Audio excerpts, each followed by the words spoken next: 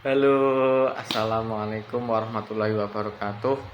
Perkenalkan, nama saya Muhammad Haikal Al-Qudsi, NIM 2220210010083 dari jurusan Hukum Ekonomi Syariah Fakultas Syariah Institut Agama Islam Negeri Kudus.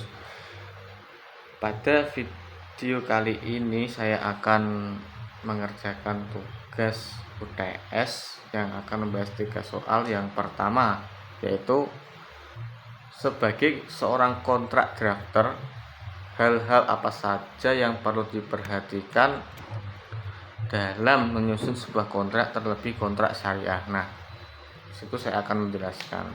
Yang kedua, langkah-langkah strategis apa yang seharusnya Anda ambil dalam kepastian sebagai kontrak drafter untuk merespon persoalan ini. Yang ketiga, apa yang Anda pahami tentang governing law atau case of law and case of forum? Mengapa penting bagi para pihak untuk menyepakati governing law and case of forum dalam kontrak internasional?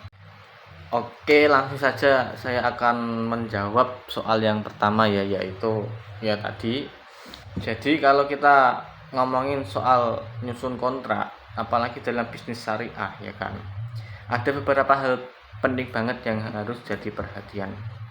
Gak cuma hukum positif saja, tapi juga kudu ngerti prinsip-prinsip syariah. Nah, dalam video kali ini, soal ini saya ada kurang lebihnya beberapa poin yang perlu jadi perhatian buat kamu yang berperan sebagai kontrak drafter. Yang pertama, ada pahami tujuan dan objek akad.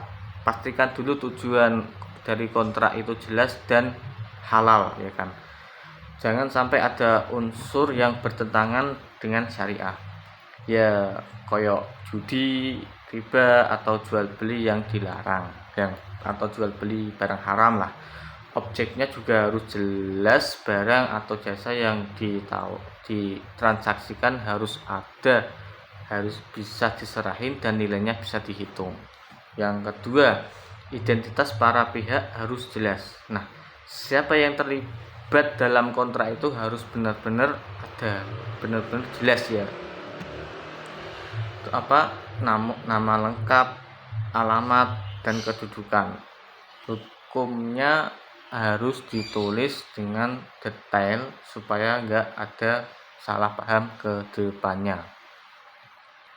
Yang ketiga, harus ada kerelaan dan kesepakatan. Nah, dalam syariah, akad yang sah itu harus ada dasar kerelaan kedua belah pihak, atau bahasa Arabnya itu antarodin minkum.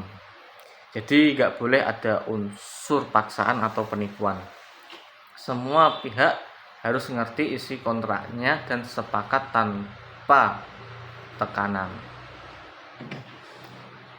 Yang empat, transparansi dan kejelasan isi. Bahasa yang dipakai dalam kontrak harus jelas dan bisa dimengerti semua pihak. Hindari istilah yang ambigu atau multitafsir. Jelasin semua hak dan kewajiban masing-masing pihak, termasuk sanksi kalau salah satu nggak menjalankan tanggung jawabnya. Yang kelima, sesuai prinsip-prinsip syariah. Nah, ini beberapa prinsip dasar syariah dalam bisnis, antara lain yaitu tidak mengandung riba atau bunga, tidak ada gharar atau ketidakjelasan, tidak ada maisir atau istilahnya judi, keadilan dan keseimbangan antar pihak. Kontrak juga idealnya dirancang dengan semangat tolong-menolong, ta'awun, dan saling menguntungkan.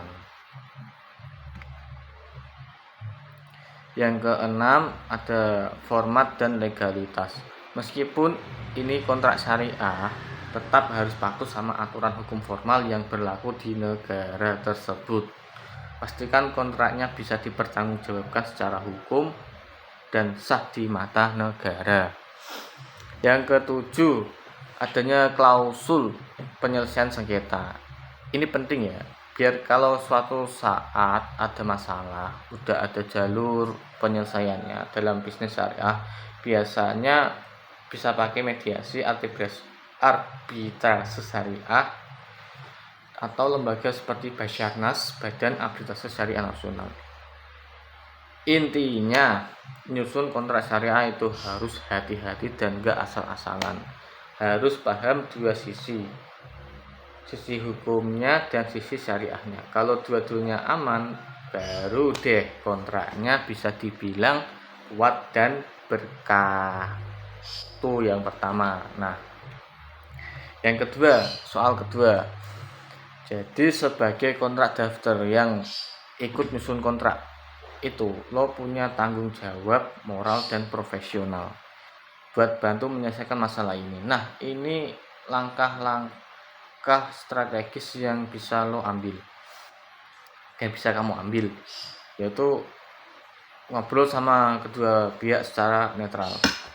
Pertama, lo harus ketemu atau ngobrol dengan kedua belah pihak, dengerin versi mereka masing-masing soal gimana mereka nangkep klausul yang jadi masalah. Di tahap ini penting buat kamu tetap netral, jangan kelihatan membela salah satu pihak. Oke ya. Yang kedua, review lagi klausul yang dipermasalahkan. Buka lagi dokumen kontraknya, terus kamu teliti yang jadi sumber masalah. Perhatiin konteks keseluruhan kontrak juga. Jangan cuma ngelihat satu kalimat doang. Kadang makna suatu klausul itu bisa jadi lebih jelas kalau dilihat dari keseluruhan isi kontraknya. Terus yang ketiga, cari tahu tujuan awal klausul itu dibikin. Ingat-ingat atau cek catatan saat proses penyusunan dulu. Apa maksud dan tujuan klausul ini? Kalau perlu, gali lagi dokumentasi atau email yang dulu jadi proses negosiasi. Ini bisa bantu banget buat nunjukin nilai awal para pihak. Terus yang keempat, buat interpretasi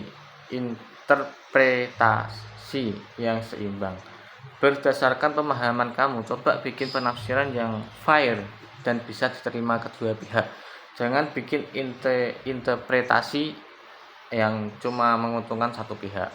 Tujuannya adalah meredam konflik, bukan malah bikin makin ribet. Saranin yang selanjutnya kelima ya. Tadi berapa? Kelima. Saranin revisi atau addendum kalau perlu. Kalau ternyata klausul itu memang multi tafsir dan rawan disalah artikan, kamu bisa saranin bikin addendum tambahan klausul atau revisi ringan supaya lebih jelas. Ini juga bisa jadi pelajaran buat kedepannya biar kontrak lebih solid. Yang keenam, fasilitas mediasi atau diskusi formal kalau butuh ya. Kalau suasananya udah agak panas, lo bisa bantu fasilitasi pertemuan resmi atau mediasi. Tujuannya supaya diskusi bisa lebih terarah dan enggak emosional. Kadang pihak ketiga yang netral itu bisa bantu ngademin suasana. Yang ketujuh, dokumentasi solusi yang disepakati. Setelah ada kesepakatan baru atau klarifikasi, jangan lupa semua itu harus dicatat ya, tertulis dan disetujui bareng. Ini penting buat menghindari konflik serupa di kemudian hari.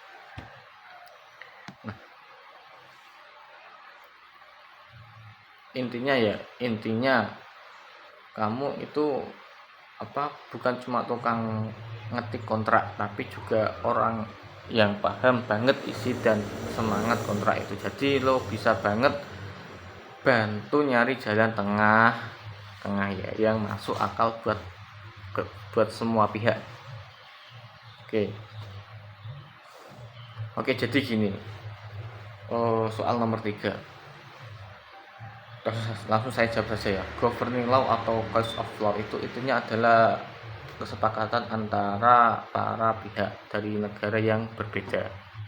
Dalam kurung dari negara yang berbeda. Soal hukum negara mana yang bakal dipakai buat ngatur atau ngejelasin isi kontraknya. Misalnya perusahaan A dari Indonesia dan perusahaan B dari Jepang bikin kontrak. Terus mereka sepakat kalau